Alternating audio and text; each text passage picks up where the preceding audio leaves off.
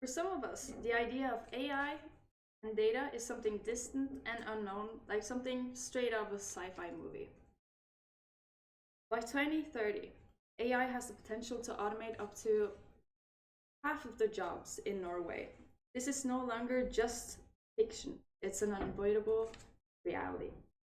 But the truth is that the technological revolution is closer than we think. Within a few years, our jobs may be assisted and performed by computers, and you might be wondering, what consequences will this have to our job and business life? Am I going to lose my job to some R2D2 lookalike? Probably not. What if you could be a part of this transformation? What if you could understand how to use this technology? Hello, and welcome to our first webinar. I am Julie, your host for today on artificial intelligence and its impact on the business community and media creation as we know it. We're thrilled to have an outstanding lineup of experts and industry professionals guiding us through the vast landscape of AI.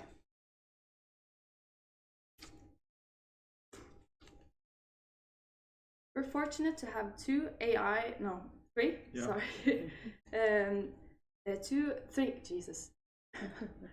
AI experts and two known faces from the business world here in Kristiansand.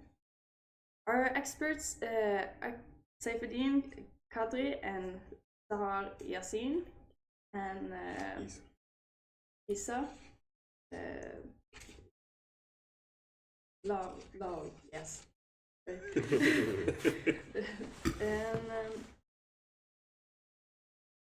And then we have our business side, and it's Tobias Ole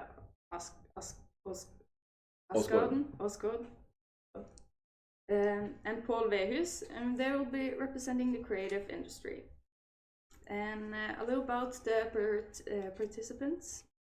Saifuddin Kadri, he's a professor of data science, a respected researcher and one of the world's top 2% influential scientists, and in the top 10 researchers in computer science in Norway. And Sahar Yassin, associate professor of data science, over 15 years of experience in higher education and an active member of the Artificial Intelligence Lab at Noroff University. And then we have Isa Lal, associate professor of applied data science, has over 10 years of experience in teaching and research. He has authored numerous articles and topics ranging from data-driven predictive modeling to machine learning for smart systems. With their knowledge and experience, we'll get an insight into how they believe AI is influencing today's businesses and how AI will shape the future. And then Tobias, CEO and owner of South Coast Creative, which is one of the largest production companies in southern Norway, and has significant experience in the creative industry. And of course, Paul Vehus, senior art director at No Sleep to Brooklyn, one of Norway's most recognized art directors in advertising and advertising industry, and has nearly 30 to 40 years experience in the industry. With Paul and Tobias' extensive experience in advertising and creative work, we will gain insight into their thoughts on how artificial intelligence will impact today's businesses. So let's jump into the questions. I have one question for this side and one for this side, and then we have more question that's going to be up for discussions. And then we will start with this side. What is AI? How is it used? You can start here, maybe. Yeah. So definition. There are various definitions for AI depending on who is using the technology. But AI, from the name artificial intelligence, is any system that has incorporate some form of artificial intelligence that normally human have or has capability to do. So it's like putting intelligence into a machine. And the purpose of doing that is to help us effectively do things that we normally do manually. So it becomes faster, more efficient, and more automated. So that's just what the generic definition for me, or what one would consider AI. And intelligence that is incorporated into a machine such that it makes life easier and work easier for. You have any? Yeah. So first, thank you for the invitation, and I think this is what we miss in between the academia and the industry. So there is a gap, and thank you for creating the bridge today to discuss with the industry. So yeah, as Isa said, maybe I can just do it like more simple. So AI, it's the big umbrella. AI is artificial intelligence, and it's very old science. And any application now we are using on the computer or on the mobile phone, when we like press a button, for example, to print a document, this is artificial intelligence. This is the big umbrella. And of course, this science, evolved very quickly, and now everyone is talking about AI, and they want to use AI in order to improve their business. So the basic definition of AI, any application, or in terms of computer science, any code you run it on the computer, you give the code some input and you get some output. This is artificial intelligence. It's very old science, it's not new, but now everyone is talking about it, and we're going to discuss maybe why now everyone wants to use AI. Great answer. Both of you. Did you have thank you for this invitation, and thank you for joining us with the industry. It's very good, and I hope we can do this more, because we need to reduce the gap between the industry and the academia. This is very important in data science and in artificial intelligence. Artificial intelligence is basically built on automation. So whatever can be done manual and can be automated can be done through the AI. So basically this is the main concept of the AI, and this is what my colleagues try to influence here or enforce it. The AI is a big word. As Dr. Saifuddin said, it's a big umbrella for different automations happen around us. It is the process of making the work done more accurate, more precise, and less human effort.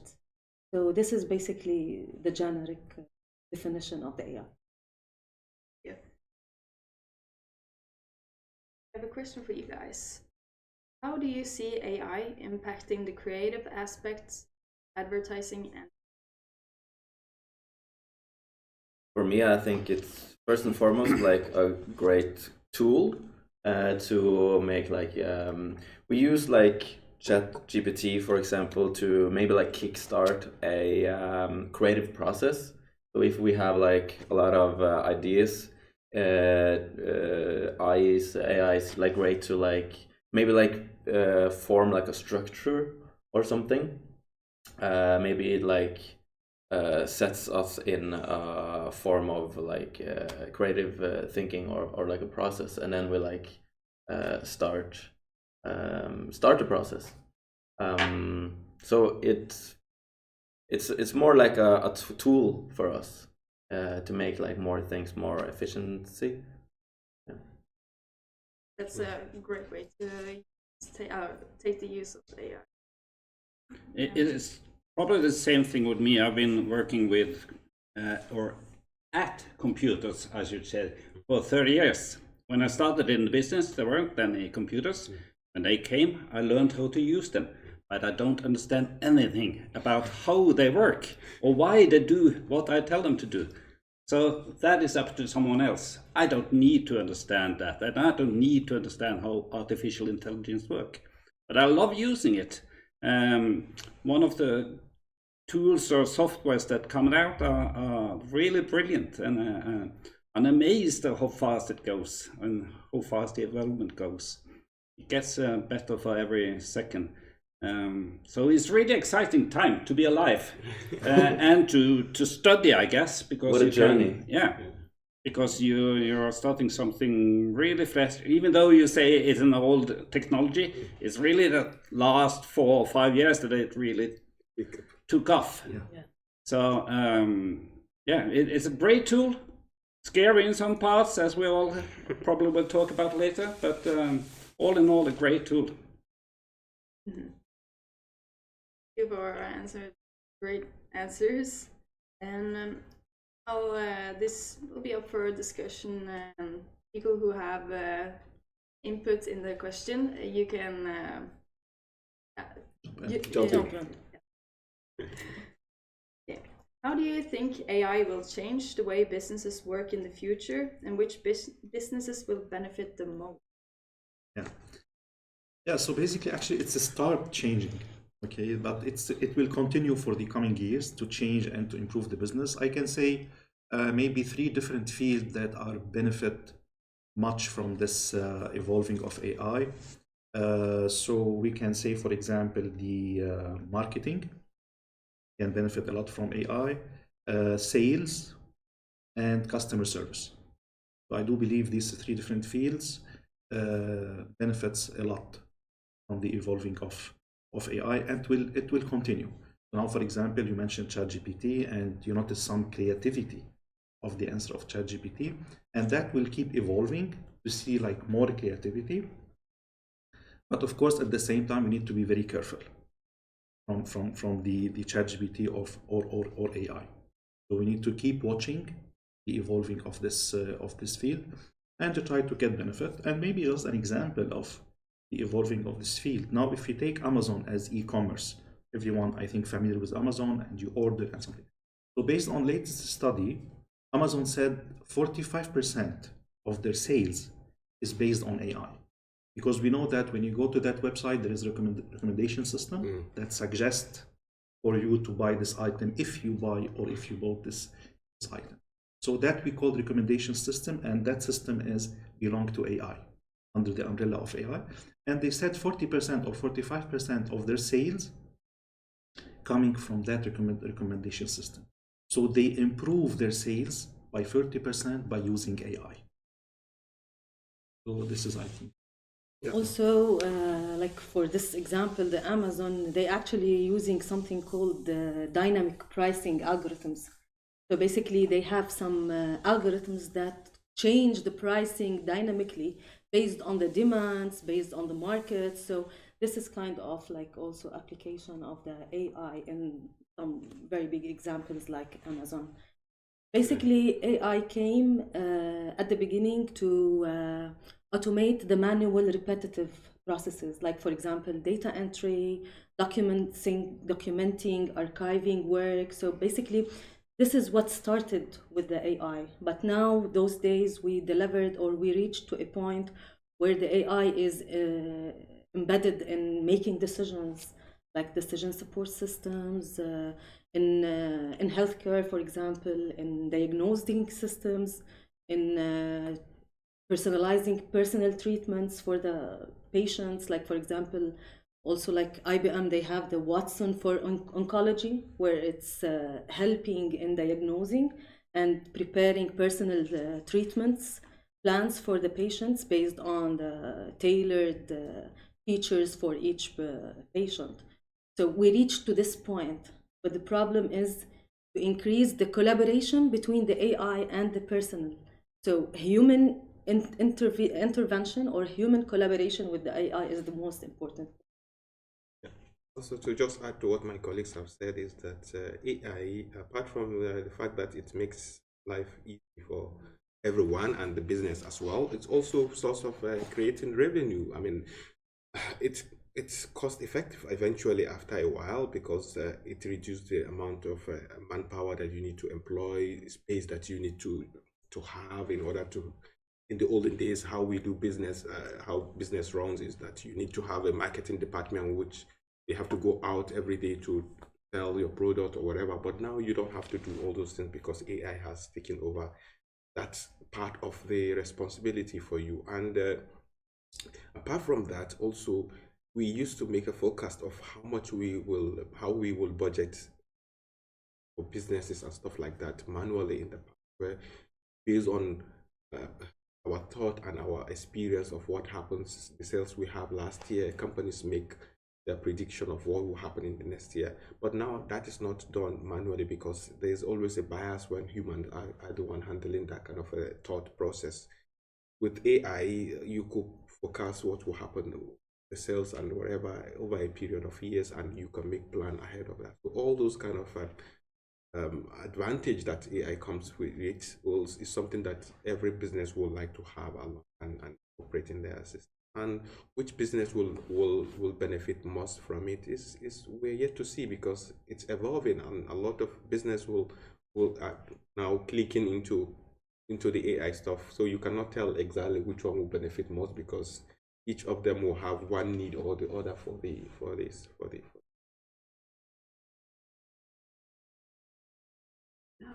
Do you, we have like some businesses who will like benefit from this. You have like marketing and sales, as you say.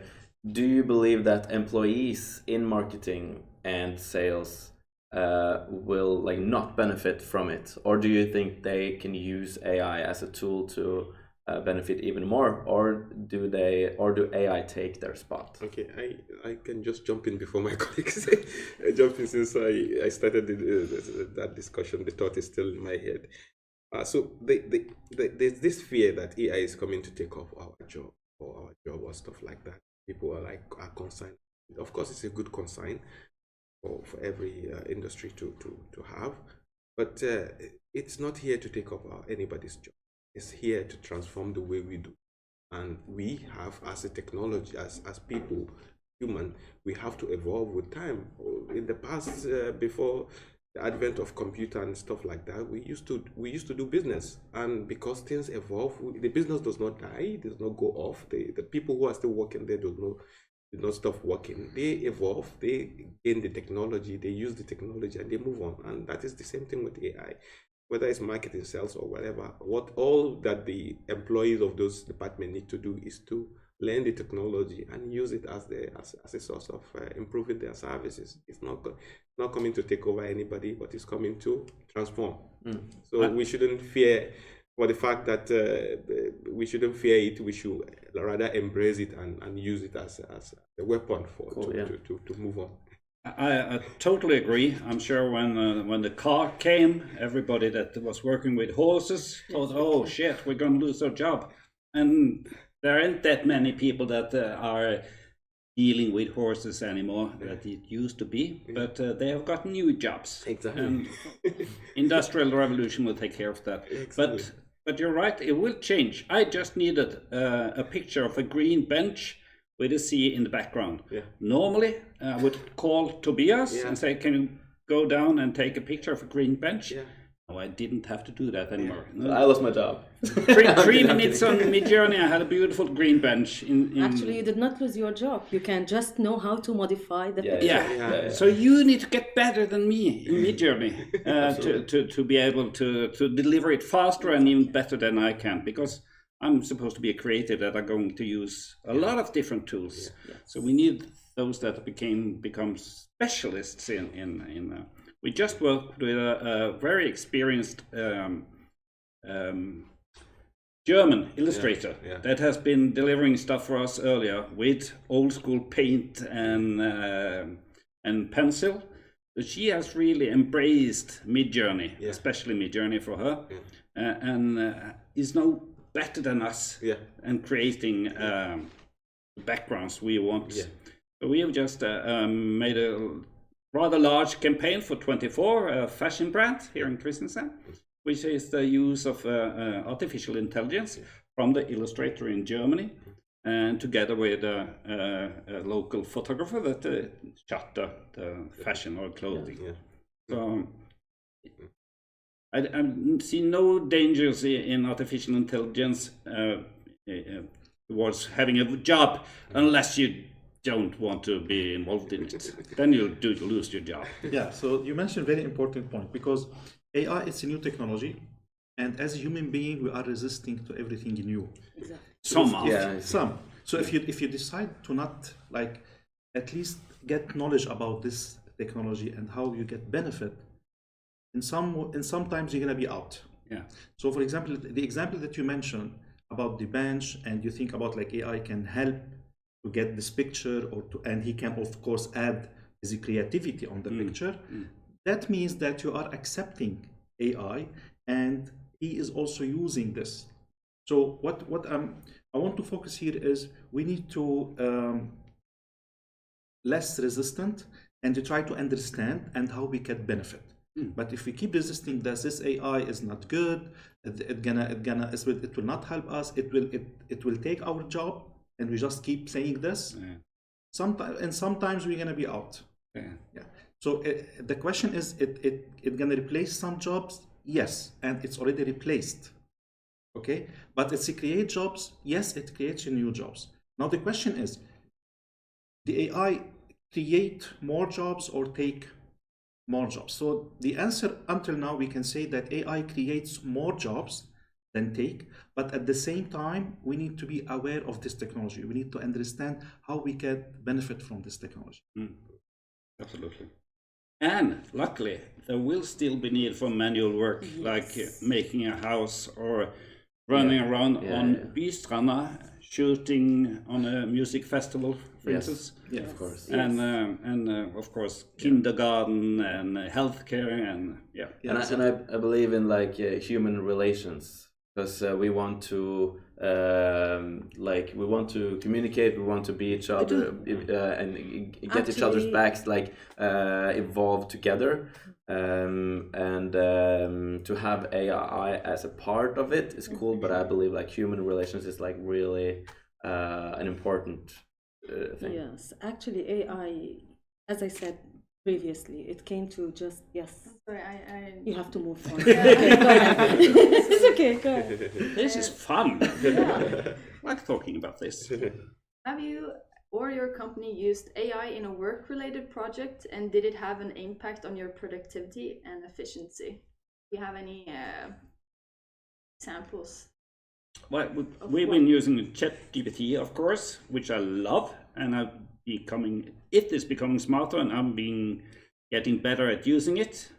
I found that some tweaks that those that are listening that hasn't tried that always say list, because then I gave a list suggestion to a slogan for this or that, and they gave me a list of like 20, and I can say I like that one. What would a person working with behavioral psychology, that's a difficult word in English, behavioral psychology, atferdspsykologi in Norwegian. And if you put that into ChatGPT, it gives new answers all the time. So you have to push it and use it really good. And of course, Midjourney. I love Midjourney. I'm a Midjourney alcoholic. I love Midjourney anyway, and think it's amazing. Even though I do see some flaws in that as well, of course. I don't know if this is the correct place, but one thing I would really advocate for is that the pictures we make with Midjourney or DALL-E or Runway, which is Louis, they should be labeled. I think the government should say they have to be labeled, because there is one of the great dangers with artificial intelligence. What is true and what is a lie, and deep fake and all this. So labeling all images made with artificial intelligence, so that it's clear, and have fines if you don't label them, because in 2 months or 3 months we won't be able to spot the difference. I think even now it's difficult. Is that a good idea to label all? Absolutely, you know. Yeah. What do you call it? Once AI as a technology comes with some problems, of course, that we don't. Of course, not just AI. Every technology will have benefit and have the other side of it that we need to look at. AI comes with a lot of issues that we need to look at, which previously we never had.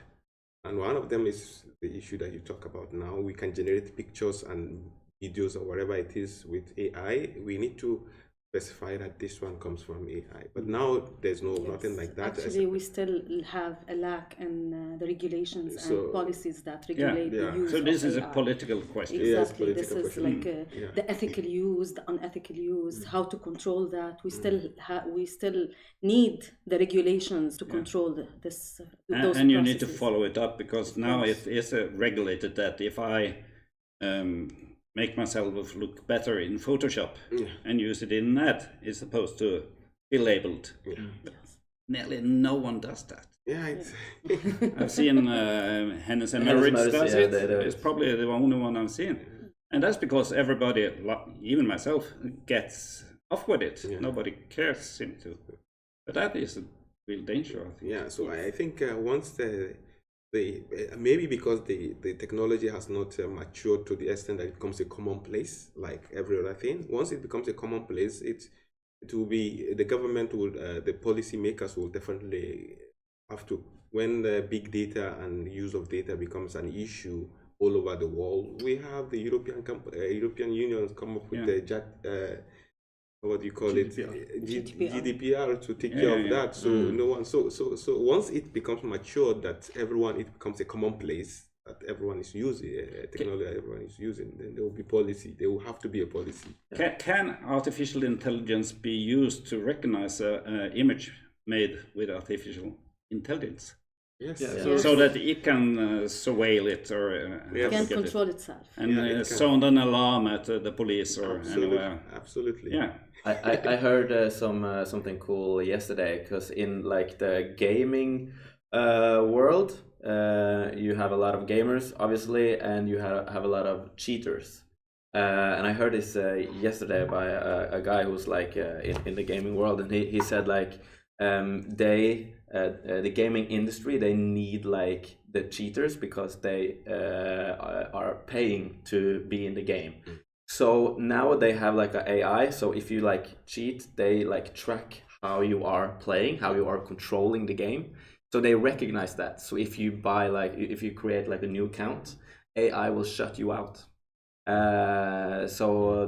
Just by like they know how you play or how you like are using your controllers and how you are clicking, and they recognize that, and they said that is you're out.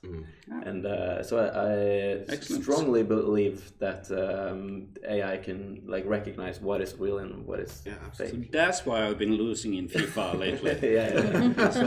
So all of the youngsters that have learned how to use AI. And we also had like a case it's not long ago with a company. I'm not gonna say who company it was, but they used like an AI face or a character in a commercial, and the internet figured out that this person is not real. So they got a lot of hate from it, and it was all over the news, and they have to like shut it down, and they were like really sorry. So I feel like if you don't like go the long way of hiring like a real person, you're not gonna benefit from it. I have a comment to that because I know what you're talking about. It was a bank commercial, and the lyrics or the copy said that this is Terje. He has bought something from us. So I think that's a bit big difference, because they try to name him and say that this was a real person. We have been using some portraits made in Midjourney for the local bus company, AKT, but we never name it. We just say, no, you can travel for 590 crowns or whatever. And it's like a picture of a person that... That's we AI. don't. That's a really great photos. Thank you. It's Midjourney by yours truly. Nice. But then we have some for AKT, which is saying Jonas is one of us, And that is actually Jonas. Yeah. It's a photo. He's actually one of us. Yeah. Nice. So I But then think you're you need doing the it right. regulations, Yeah. but you have to get open up for using both. Yeah. You will have a work many years to come. Yeah.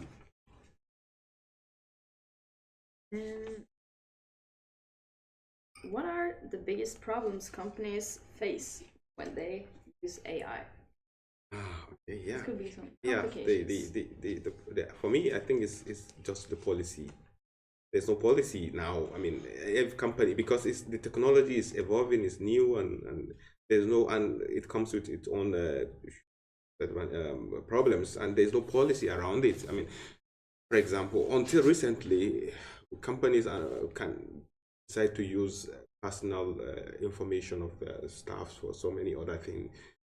Until there's a policy that, okay, you have to anonymize data, you have to do this, you cannot give out information without the consent of the person, because then, but with AI now, I mean, some of the companies are using some technology that are not even commonplace. What I mean by commonplace, that it's not every company that is using the same technology.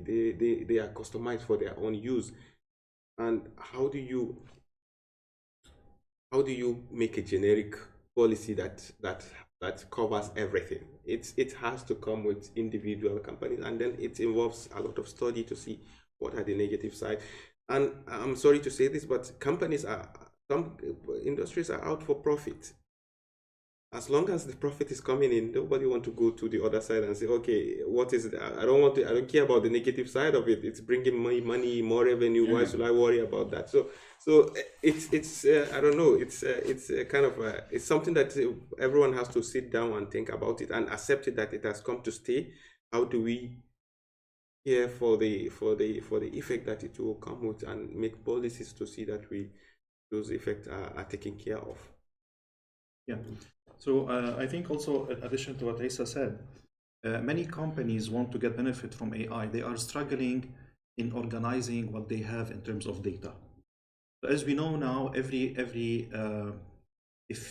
a company wants to get benefit from AI to improve their income and to improve their process and to satisfy more their customers, they need data. Okay, so if you don't have data, it's not easy to help the company to use AI. So what I notice now in many companies, they don't care of their data. They don't keep it they don't have policy for the data, where to organize it, where to put it, where to save it. Because now we notice that many businesses are just based on data. So if you think, for example, about Netflix, Uber, Bitcoins, now we have here Fedora, Wolt, all these companies, their business only based on data. So for example, for Uber, the one who create this application, actually, he just developed this application, and now he's sitting somewhere in the United States, and just the money going to his or her account. Anyone use Uber around the world, he gonna get part of this. And if you think about it, there's no company, there's no cars for Uber. It's just based on data. So that's why data is very important. And if the company want to use AI to help their income and their process, they need to have data. So many companies are struggling in this problem. In addition, let me just say something. Yeah, go ahead. When you say data, for the people that don't know what that means or what that is, could you explain it to a newbie? Yeah. So for example, if you take any example of any businesses, like for example, you are developing and creating videos. So you have, for example, an archive of all the information about your customers, what you did in the past 5 years, historical data. Because if you don't have this historical data, the AI cannot help you, for example, to expect or to tell you, for example, let's say this customer will not return again and ask for your service, or why that customer is not coming to you, for example. So all these data that related to the business, it should be somewhere. Okay? If you don't like save or take care of that data, it's not easy that AI can help you, because AI, in other terms, okay, we heard about maybe machine learning, or all this under the umbrella, or data science, all this under the umbrella of AI. If we don't have data and historical data, the AI cannot That's a help very you. good point. I Yeah. never thought of that. Yeah, so for example, now this is actually a very popular example. So for the bank, we know that the bank has customers, and every customer has profile, like when create the account, which account type, what credit card use, many things. So now here AI can tell you, for example, this customer, if you give this customer this kind of service, he's gonna come and put more money in his account and buy this service. So based on this data, the AI can help you to first make your customer more satisfied with your service, but also to invest more and to ask you for more. Basically, this leads us to one important question: is what are the representative data? We have a lot of data. Each company has a lot of data. But how to choose what are the data to train your model, to train your algorithm, this is a very tricky part. So you need to represent all the cases in your algorithm, so it can give you all the scenarios at the end as a result. So this is basically very important. And this is the lack here is, or the challenge we can say, is how to give good input so we can have a quality output at the end of the day. Because the input or the data that you're giving will represent at the end on the results. So if you try to represent or give a good representation of the data as an input, it will give you a quality output at the end. This is from one part. From the other part is most of the complex algorithms that are used for the AI, they are really complex, and they are working as a black box, as the room that we are sitting here. So basically, the business players, they don't know what's exactly going on in this algorithm. That's why it's difficult sometimes to trust the results or trust the decision. And that's why those businesses that they are relying on decision making based on the AI, they need to work with some explainable AI. That's why they need some part that has guidelines, how this AI works, so we can trust it. Plus, this should collaborate with the human decision making. It should not replace the human decision making. This is very important as well. So just to add to the discussion on data, it's important because people, when we say data, what is data actually? What can be data? Anything is data actually. We are now talking here and it's been recorded, we're generating data. Is it your mobile phone? Everything you have on your mobile phone is data.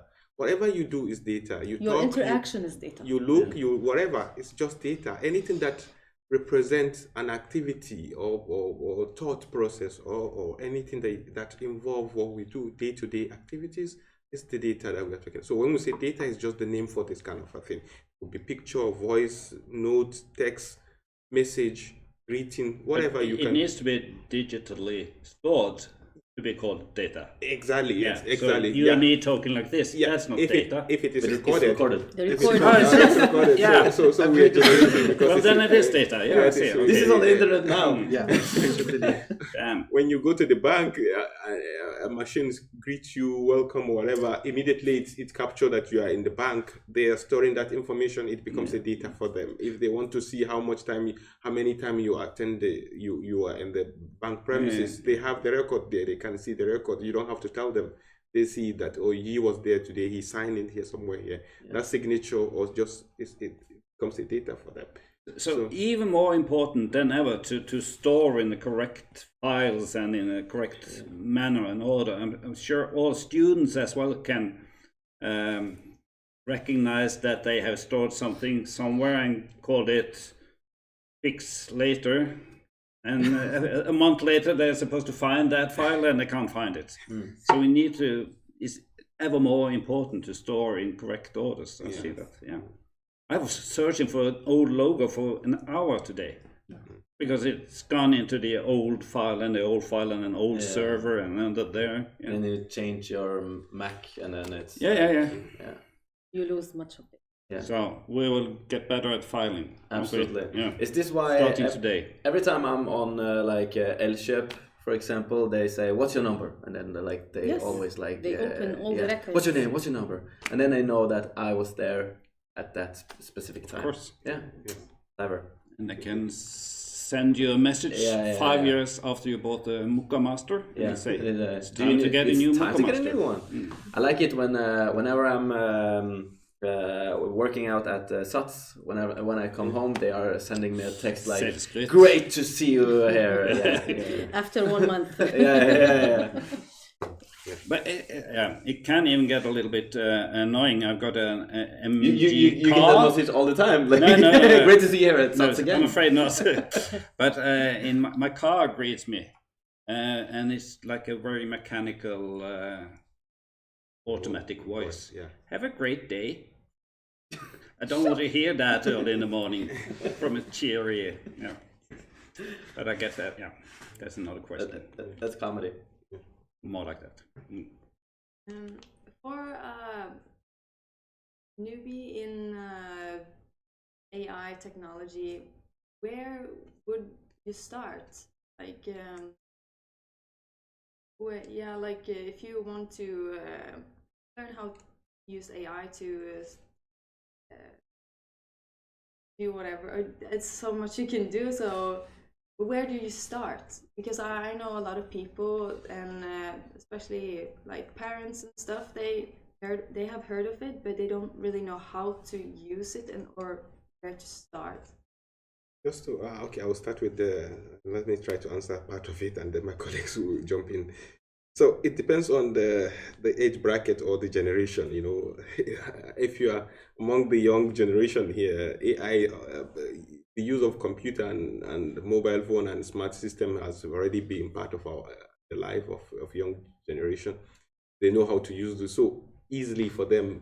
They're already using AI and they're already part of it. In fact, like my son or my kids now, what they can do with the mobile phone and AI stuff and asking Siri or Alexa for questions and answers, and knowing that this will respond back in a way, it's they already in that system. All they need to do is, for example, if they want to go into building the AI, then they have to go through the academic system and learning all the technology and how to build those systems. So in terms of that, it's easier for them because they already are part of the system, part of the technology, and they are using the technology. So getting to know how to develop it will become easier when you want to convince them to follow that career path.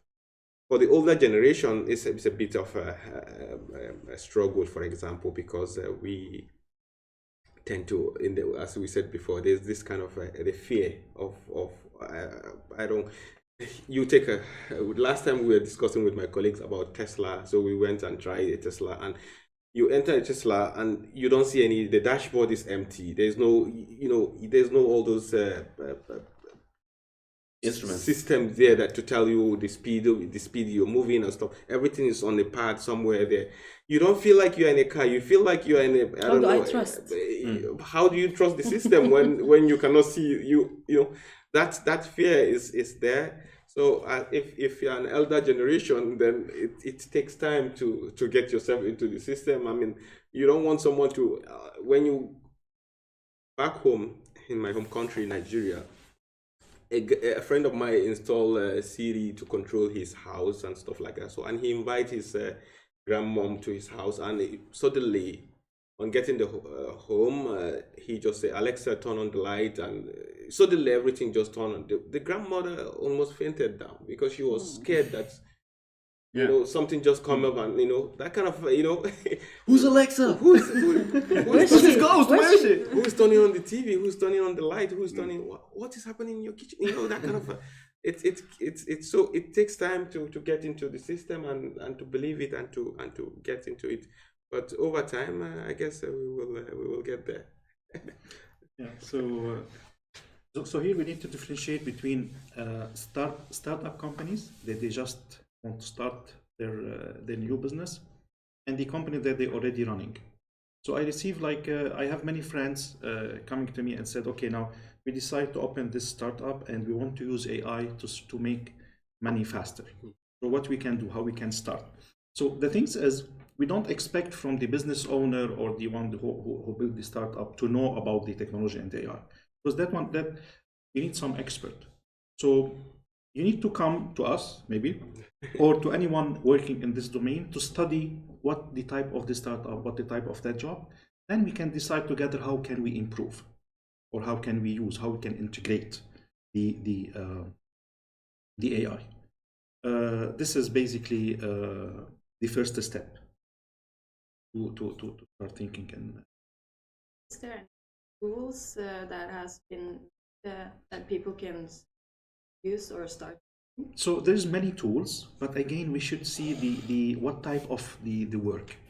So I can tell you now, for example, everyone want to use the smart chatbot in order to reply to the customers anytime, any day with the proper answer, and to attract the customers to use your service. So this is kind of tool to use, but there's also many tools, and that it depends on the type of the work.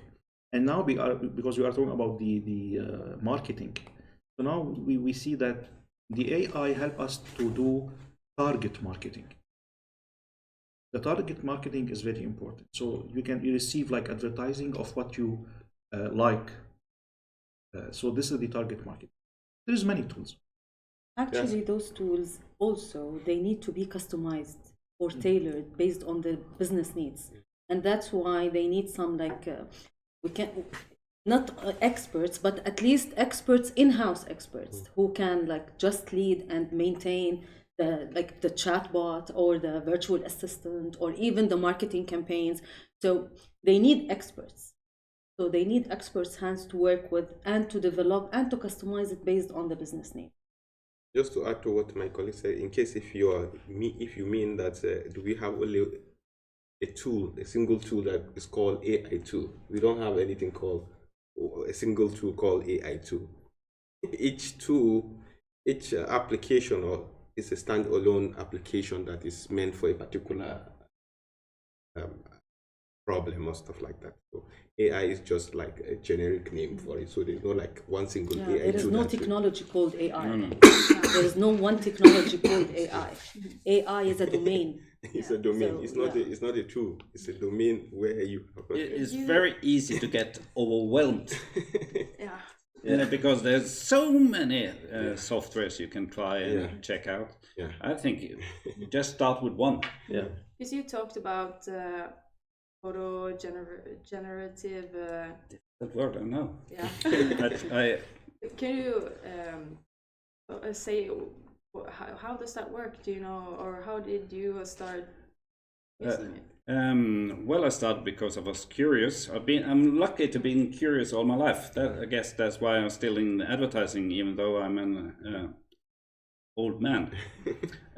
Because I've always been keen on learning new things, and that makes my job fun as well, I think.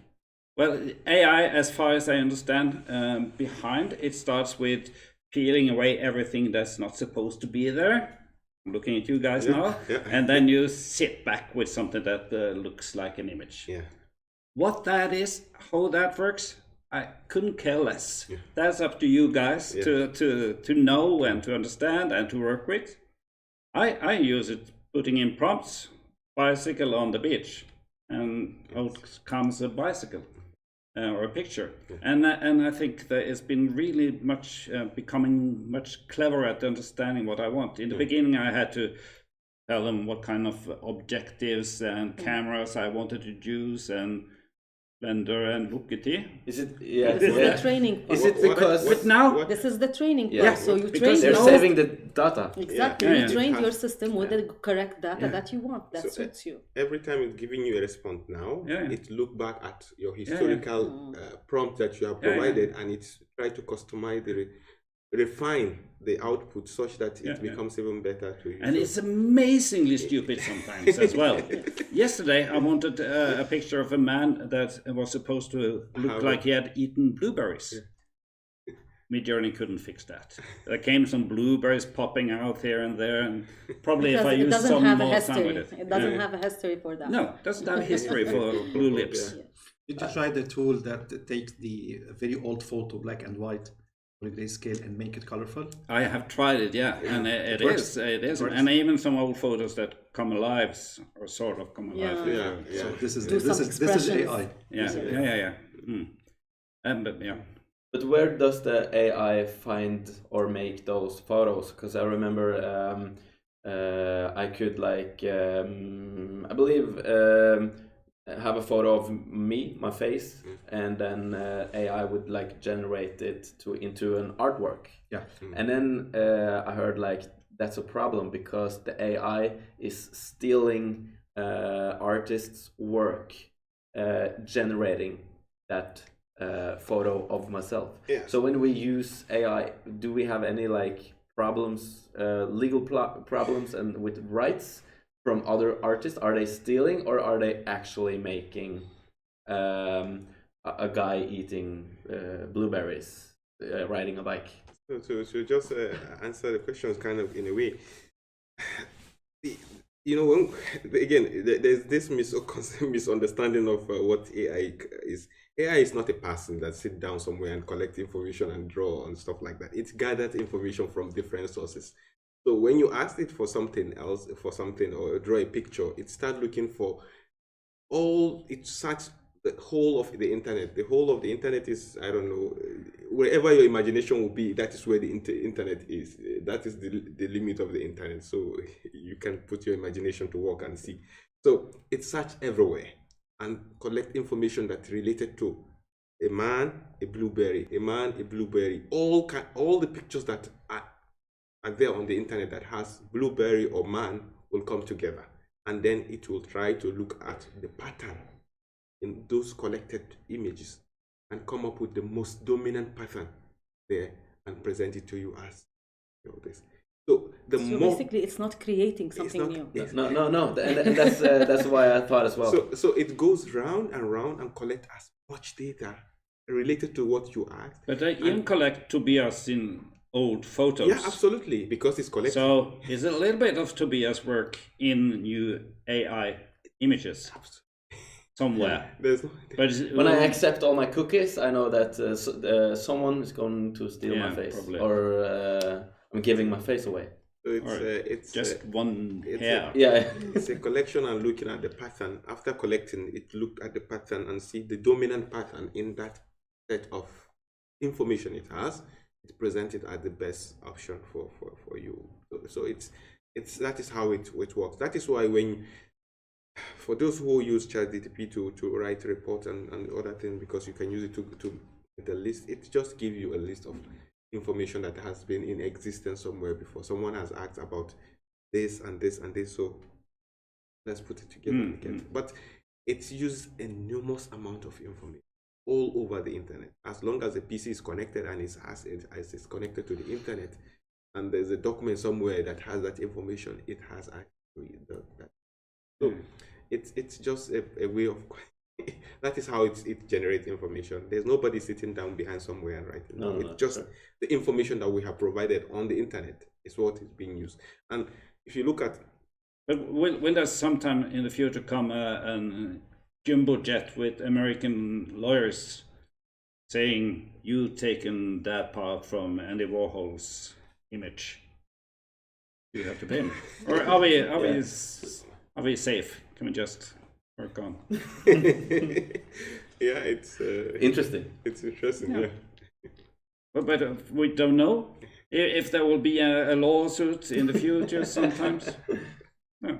I think yeah, some practices can happen like this, but generally speaking, those algorithms, especially for public like applications and this stuff, it works on collecting data which is public data. Yeah.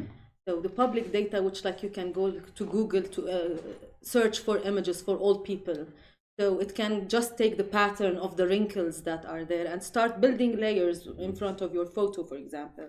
So this is something that is like it keeps working with some public data more than going to more authenticated data. But I can order a photo in the style of Sally Mann, for instance, or in drawing in the style of David Hockney, and it comes out looking kind of similar. Yeah. So it's strange that they allow using known photographers' names. Yeah. Yes, yes. There is a gray area here. So. It's great for us, Yeah. but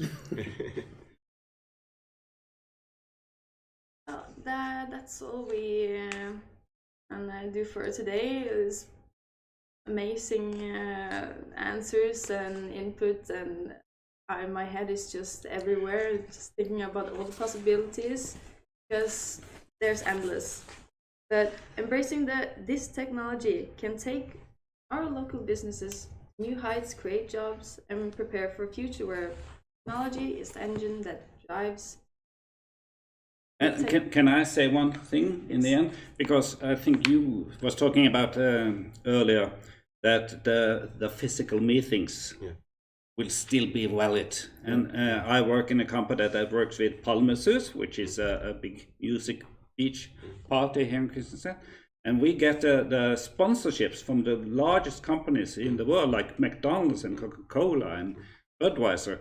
They spend a lot of money on us to make young people meet, because they see the value in still physical meeting. And the tickets for Palmesus is now in sale. That's a good one. But yeah, we need both. That's what I'm trying to say. Absolutely. The human factor and the feeling cannot be replaced by AI. Right. No. Cheers on that. Thank you so much for Thank you, coming Julia. here Thank you. today. Thank you so much. Thank you. And I can say thank you for Smurbook and ask for more, please, more webinars like Yes. this. Like- Yeah. It's very It's a important very to our good community. opportunity. I think we should do it again, but next time I want the whole Team. gang to Team. be. Yes, in yes. the- It would be like a nice circle to include all of you with Yeah. us. Yeah, it'll be a lot of fun. The technological revolution is here and has come to stay. But the question is, are you ready to embrace it? Thanks for watching, and if you have any questions and want to see more of us, Smurbook, we have LinkedIn and TikTok, Instagram, name it, yes.